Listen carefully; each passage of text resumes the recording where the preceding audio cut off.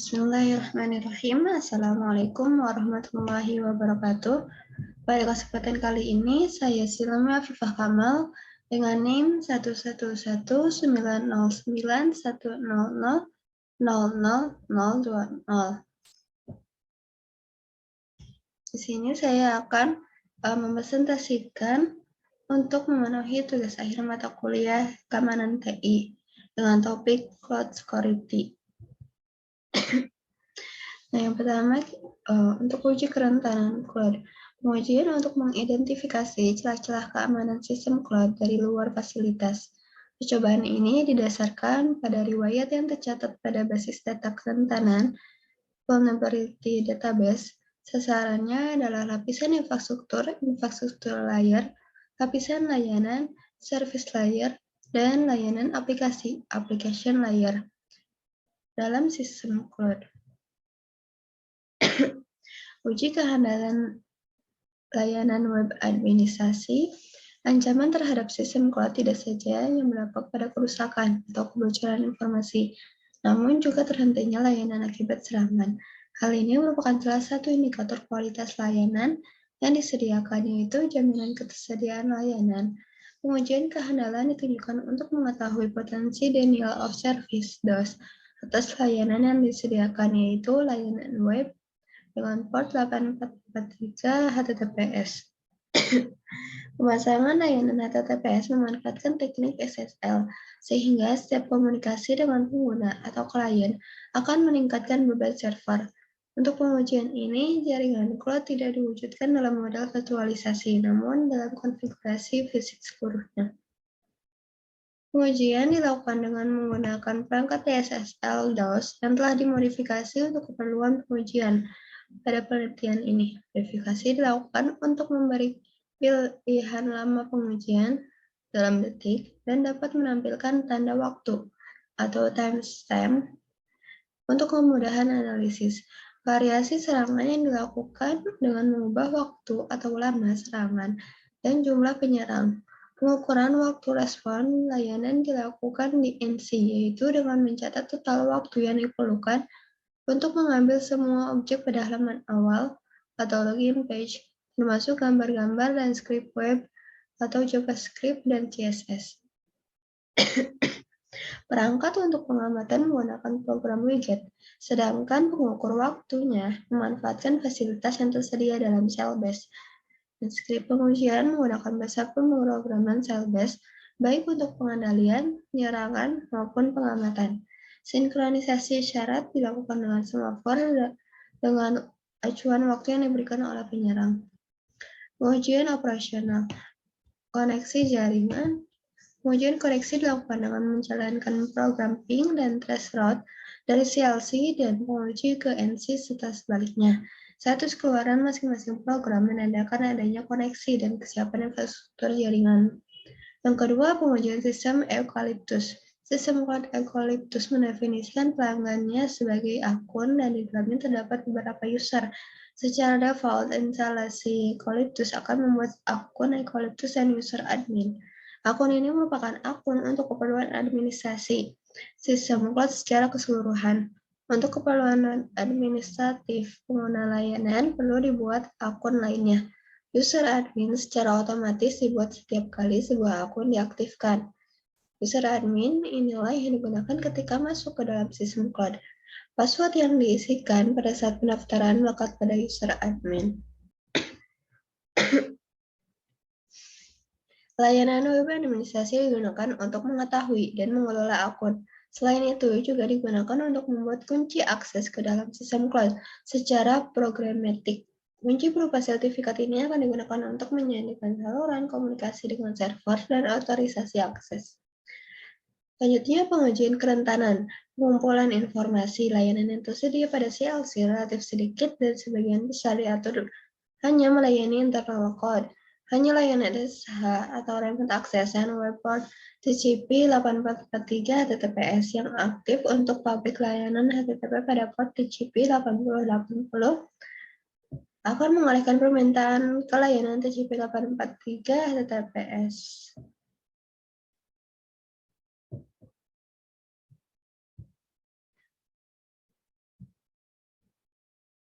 Selanjutnya, potensi kerentanan layanan web pada port 8443 TTPS dibangun memanfaatkan program yang telah tersedia dalam bahasa Java, yaitu Modbus versi 61X.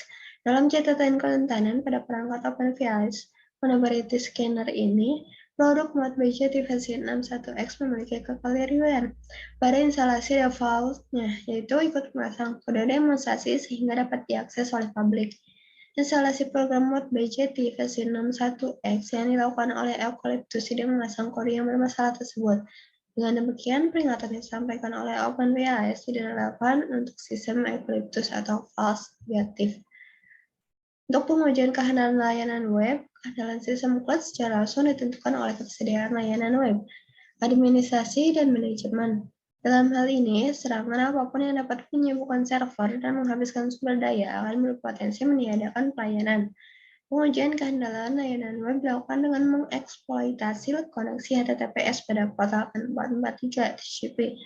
Eksploitasi tersebut melakukan koneksi terus-menerus sebanyak-banyaknya, sehingga sistem cloud akan kehabisan sumber daya, yang pada akhirnya tidak dapat memberi pelayanan kepada pengguna.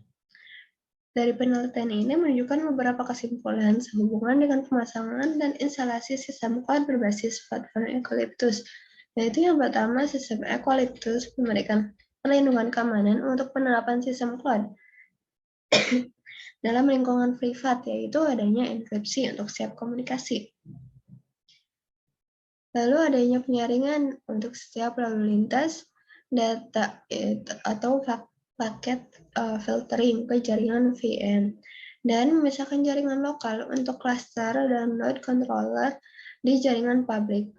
Yang kedua, faktor yang mempengaruhi peningkatan rata waktu respon ditentukan oleh banyaknya koneksi secara bersamaan dibanding lamanya serangan. Hal ini karena simpangan baku atas perbedaan lamanya serangan relatif kecil, yaitu antara 0,0019 detik dan 0,1712 detik. Untuk selanjutnya, yaitu pengujian aplikasi Google Live pada Android menggunakan tools Mobile Aided Forensic. Nah, ini untuk tools yang dipakai, Mobile Aided Forensic. Lalu, smartphone Samsung Galaxy A20s yang sudah terkoneksi dengan tool Mobile Aided Forensic Express. Lalu dilakukan analisis report data dan menghasilkan data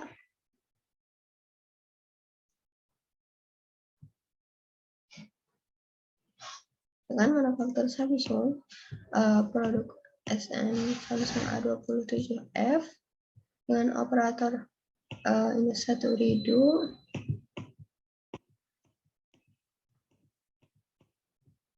Dan selanjutnya ini untuk application data dari Google Drive. Nah, ini untuk permission-nya.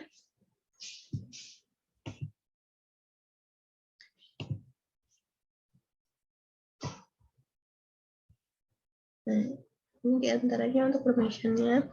Lalu untuk penjelasan hak akses permission-nya, yaitu yang pertama internet, dengan keterangan fungsi hak akses digunakan untuk mengakses koneksi internet di smartphone Android.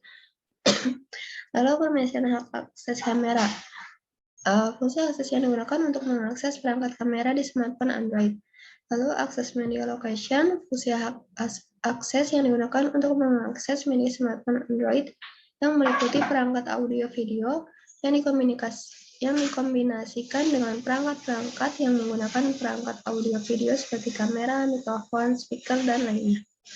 Lalu akses network stack, yaitu fungsi hak akses untuk dapat menggunakan perangkat jaringan, sehingga memungkinkan untuk terkoneksi dengan internet di perangkat smartphone Android.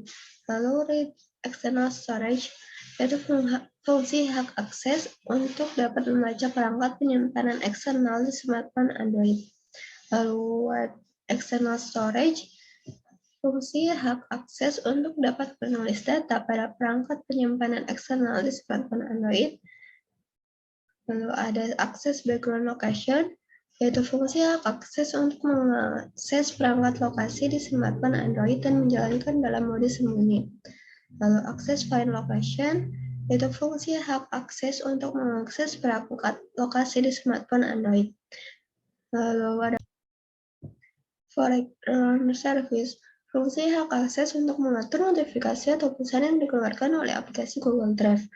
Lalu Receive Boot Complete, fungsi hak akses untuk mengatur otomatisasi start service sehingga memungkinkan aplikasi Google Drive jalan setelah smartphone menyala. Nah, jika dilihat dari tabel sebelumnya, terdapat permission dan dapat dikonfigurasi oleh pengguna. Di antaranya permission untuk akses kamera, location, notifikasi, start service, dan storage. Dan dari hasil analisis forensik dengan tools Mobile Edit Forensik, aplikasi Google Drive tidak berpotensi terjadinya ancaman adanya konfigurasi permission secara manual. Mungkin cukup sekian untuk presentasi dari saya, kurang lebihnya mohon maaf. Wassalamualaikum warahmatullahi wabarakatuh.